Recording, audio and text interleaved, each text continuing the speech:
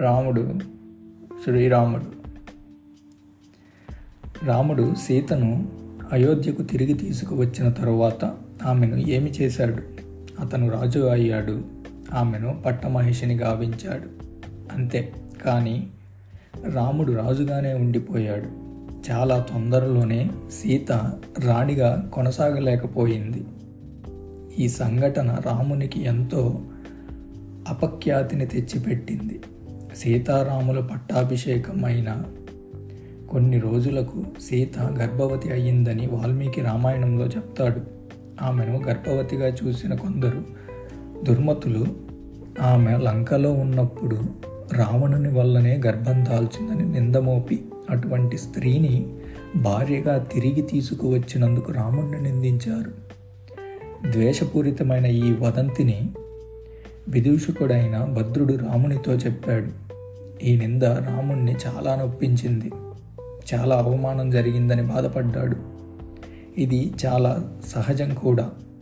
అయితే ఇందులో అసహజమైనదేమంటే ఆ అవమానాన్ని వధించుకునేందుకు ఆయన అవలంబించిన తీరుతెన్నులే. ఈ అవమానాన్ని శీఘ్రగతిని తొలగించుకోవడానికి ఆయన అడ్డదారి తొక్కాడు. అంటే నిండు చూలాలు అయిన సీతను చెలికత్తెలు ఎవరూ లేకుండా, తిండి సౌకర్యం లేకుండా, ఆఖరికి ఆమెకు చెప్పా చెయ్యకుండా చాలా ద్రోహబుద్ధితో ఒక అడవిలో విడిచిపెట్టేయాలని నిశ్చయించుకున్నాడు. సీతను విడిచిపెట్టేయాలనే భావం అతనికి అకస్మాత్తుగా క్షణక్రోద్రేకంలో వచ్చినట్టిది కాదు. ఆ భావం అతనికి ఎలా పుట్టింది, దాన్ని ఏ విధంగా పెంపొందించాడు, ఏ విధంగా దానిని అమలుపరిచాడు అనే విషయాలు కొంచెం వివరంగా చెప్పుకోవలసి ఉంది. నగరంలో సీత గురించి వచ్చిన అపవాదు గురించి ప్రజలు ఏమనుకుంటున్నారో భద్రుడు వచ్చి తనకు చెప్పినప్పుడు రాముడు తన సహోదరులను పిలిపించి తన భావాలను వెల్లడించాడు. సీత పాతివ్రత్యము, పవిత్రత లంకలో రుజువైనాయని, దానికి దేవతలు సాక్ష్యంగా నిలిచారని, ఆమె అమాయకత్వాన్ని, పాతివ్రత్యాన్ని, పవిత్రతను తాను సంపూర్ణంగా విశ్వసిస్తున్నానని వారితో చెప్పాడు. ఇంత జరిగినప్పటికీ సీతపై ప్రజలు అపనింద మోపి నన్ను నిందిస్తూ నన్ను అవమానపరుస్తున్నారు. ఈ అవమానాన్ని ఎవరూ సహించలేరు. గౌరవం అనేది చాలా గొప్ప సంపద. దానిని నిలబెట్టుకోవడానికి దేవతలు, ఉత్తమ పురుషులు ఎప్పుడూ ప్రయత్నిస్తూ ఉంటారు. ఈ అగౌరవాన్ని, అవమానాన్ని నేను సహించలేను. ఇటువంటి అగౌరవం, అవమానాన్ని నుంచి నన్ను కాపాడుకోవడానికి, ఆఖరికి మిమ్మల్ని విడిచిపెట్టడానికి కూడా నేను సిద్ధమే. సీతను విడిచిపెట్టడానికి నేను వెనుకంజ వేస్తానని భావించకండి అని వారితో అన్నాడు. అది మంచో చెడో అనే ఆలోచనకు తావీయకుండా ప్రజల నింద నుంచి తప్పించుకోవడానికి సీతను విడిచిపెట్టేయడం ఒక్కటే సులువైన మార్గమని రాముడు అప్పటికే నిర్ణయించుకుని ఉన్నాడని మనకు దీని వలన తెలుస్తుంది. సీత జీవితం గురించి అసలు ఆలోచించనే లేదు. ఆలోచించినదల్లా తన పేరు ప్రతిష్టలు. ఈ అపవాదను అరికట్టడానికి ఆయన ఎటువంటి ప్రయత్నమూ చేయలేదు. రాజుగా ఆ పని చేయవచ్చు. తన భార్య పవిత్రురాలని నమ్మిన భర్త తప్పకుండా ఆ పని చేసి తీరుతాడు. జనులు వేస్తున్న అపనిందకు రాముడు లొంగిపోయాడు. అపనిందలకు కొదవేముంది? ఇతరులు ఆయనను బలహీనుడు, పిరికివాడైన రాజుని అంటున్నా రామునికి ప్రజాస్వామ్యంలో చాలా నమ్మకం ఉందని చెప్పే హిందువులకు కొదవలేదు. ఏది ఎలా ఉన్నప్పటికీ తన కీర్తి ప్రతిష్టలను నిలుపుకోవడానికి తాను ఎన్నుకున్న దుష్టమైన మార్గాన్ని రాముడు తన సోదరులకే చెప్పాడు. ఎవరికైతే ఈ విషయం తెలియవలసి ఉన్నదో, ఎవరికైతే దీని వలన నష్టం వాటిల్లుతున్నదో ఆ సీతకు మాత్రం చెప్పలేదు. అంతేకాక ఆమెను పూర్తి అంధకారంలో ఉంచాడు. ఈ వ్యవహారాన్ని చాలా రహస్యంగా ఉంచి దానిని అమలు చేయడానికి సమయం కోసం ఎదురు చూస్తూ ఉన్నాడు. రాముడు ఎదురు చూస్తున్న ఈ అవకాశాన్ని సీతను వెన్నాడుతున్న క్రూర విధి అందజేసింది. గర్భవతులైన స్త్రీలు రకరకాల వస్తువుల మీద రకరకాల అభిష్టాలను వ్యక్తం చేస్తుంటారు. రామునికి ఇది తెలుసు. ఒకరోజు సీతతో, నీకు దేని మీదైనా మనసు కలుగుతున్నదా అని అడిగాడు. అవునని చెప్పింది ఆమె. దేని మీద అని రాముడు అడిగాడు. గంగానది ఒడ్డున ముని ఆశ్రమ పరిసరాలలో కందమూల ఫలాలు తింటూ కనీసం ఒక రాత్రి అయినా గడపాలని ఉంది అని ఆమె చెప్పింది. సీత అలా చెప్పగానే రామునికి ఎక్కడ లేని ఉత్సాహం వచ్చింది. రేపే నిన్ను పంపించే ఏర్పాటు చేస్తాను, బెంగపడకు అని చాలా ప్రేమతో అన్నాడు. భార్య మీద ఎంతో ప్రేమ ఉన్న భర్త చేసిన వాగ్దానంగా సీత భావించింది. కానీ రాముడు ఏమి చేశాడు? సీతను విడిచిపెట్టేయాలని తాను చేసుకున్న నిర్ణయాన్ని అమలు చేయడానికి ఇది మంచి అవకాశంగా భావించాడు. ఆ ప్రకారం తన సోదరులతో ఈ ఆలోచన చేసి సీతను విడిచిపెట్టేయాలనే తన పథకాన్ని అమలు చేయడానికి సీత కోరిన కోరికనే ఒక అవకాశంగా ఉపయోగించుకుంటున్నానని వారితో చెప్పాడు. సీత తరపున తనను ఎవరూ బ్రతిమవాలొద్దని వారితో చెప్పాడు. తనకు అడ్డంగా కనుక వచ్చినట్లయితే వారిని శత్రువులుగా భావిస్తానని కూడా వారిని హెచ్చరించాడు. మరుసటి రోజునే రథం మీద తీసుకుని వెళ్ళి గంగానది ఒడ్డున అరణ్యంలో ఉన్న ముని ఆశ్రమం దగ్గర సీతను విడిచిపెట్టి రమ్మని లక్ష్మణుడికి ఆజ్ఞాపించాడు. సీత గురించి రాముడు చేసుకున్న నిర్ణయం ఆమెకు చెప్పటానికి ధైర్యం ఎలా కూడగట్టుకోవాలో లక్ష్మణుడికి తెలియలేదు. లక్ష్మణుడి అవస్థ చూసి రాముడు నది ఒడ్డున ముని ఆశ్రమం పరిసరాలలో కొంతకాలం గడపటానికి సీత ఇదివరకే తన కోరికను వెల్లడించి ఉన్నదని అన్నాడు. దానితో లక్ష్మణుడి మనసు తేలికపడింది. ఈ సంభాషణ రాత్రి సమయంలో జరిగింది. మరుసటి రోజు ప్రొద్దున రథాన్ని సిద్ధం చేయమని సుమంతుణ్ణి లక్ష్మణుడు ఆదేశించాడు. రథాన్ని సిద్ధం చేశానని సుమంతుడు లక్ష్మణుడితో చెప్పాడు. ఆ తరువాత లక్ష్మణుడు అంతఃపురానికి వెళ్ళి సీతను కలుసుకుని ఆశ్రమ పరిసరాలలో కొన్ని రోజులు గడపాలని తనకు కోరికను ఉన్నదని ఆమె రాముడితో చెప్పిన విషయం, రాముడు ఆమె కోరికను నెరవేరుస్తానని చేసిన వాగ్దానం ఆమెకు గుర్తు చేసి అందుకు అవసరమైన ఏర్పాట్లు చేయటానికి రాముడు తనను నియమించాడని ఆమెతో అన్నాడు. రథం సిద్ధంగా ఉన్నదని ఆమెతో చెప్పి వెళ్దాం పదండి అన్నాడు.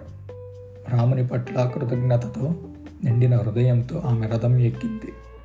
సుమంతుడు రథాన్ని నడుపుతూ ఉండగా లక్ష్మణుడు ఆమె తోడురాగా రథం గమ్యస్థానాన్ని చేరుకుంది. గంగ ఒడ్డున వారు చేరారు. బైస్తవాళ్ళు వారిని నావలో అవతలి ఒడ్డుకి దాటించారు. లక్ష్మణుడు సీత కాళ్లపై పడ్డాడు. వెచ్చని కన్నీళ్లు బటబటా కారుతూ ఉండగా, ఓ మచ్చలేని మహారాణి, నేను చేస్తున్న పనికి నన్ను క్షమించు. నిన్ను తన ఇంట్లో పెట్టుకొని ఉన్నందుకు, తనను ప్రజలు నిందిస్తున్నందువల్ల నిన్ను ఇక్కడ వదిలివేయమని మా అన్నగారు ఆజ్ఞ అని అన్నాడు. రాముడు వదిలివేయగా అడవిలో చనిపోవలసిన సీత అక్కడకు సమీపంలో ఉన్న ఆశ్రమానికి చేరుకున్నది. వాల్మీకి ఆమెకు రక్షణ కల్పించి తన ఆశ్రమంలో ఉంచుకున్నాడు. కొంతకాలానికి ఆ ఆశ్రమంలో సీతకు లవకుశలు అనే 2 కవలల పిల్లలు ప్రసవించారు. వారు ముగ్గురు వాల్మీకితోనే జీవించారు. వాల్మీకి ఆ బాలులను పెంచి పెద్ద చేసి తాను రచించిన రామాయణం గానం చేయటం నేర్పించాడు. ఆ అరణ్యంలో వాల్మీకి ఆశ్రమం 12 సంవత్సరాలు ఆ పిల్లలు పెరిగారు. రాముడు పరిపాలిస్తున్న అయోధ్యకు ఆ అరణ్యం ఎంతో దూరంలో లేదు. ఆ 12 సంవత్సరాలలో సీత బ్రతికి ఉందో చనిపోయిందో తెలుసుకోవడానికి ఆ ఆదర్శవంతుడైన భర్త, ప్రేమమూర్తి అయిన తండ్రి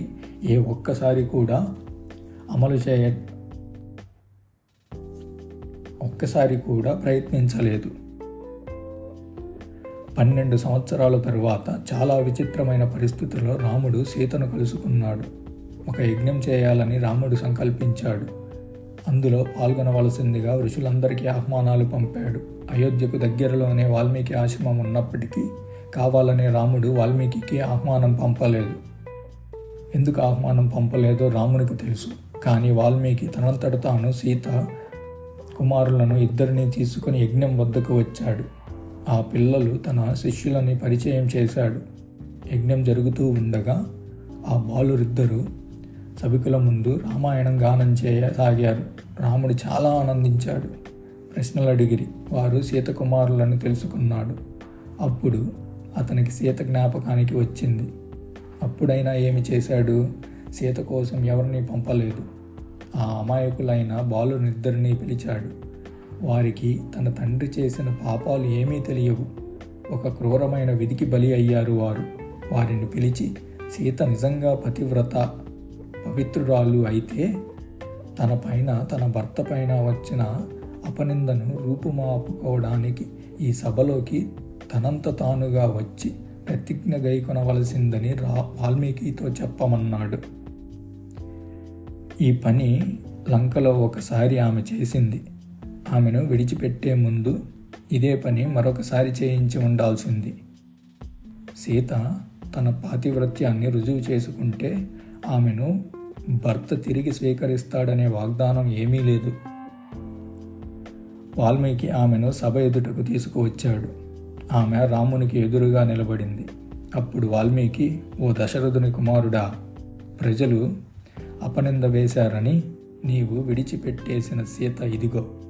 నీవు అనుమతిస్తే ఆమె తన పాతివ్రత్యాన్ని రుజువుపరుచుకుంటుంది. వీరు నీ కవల పిల్లలు. నా ఆశ్రమంలో వారిని పెంచాను అని అన్నాడు.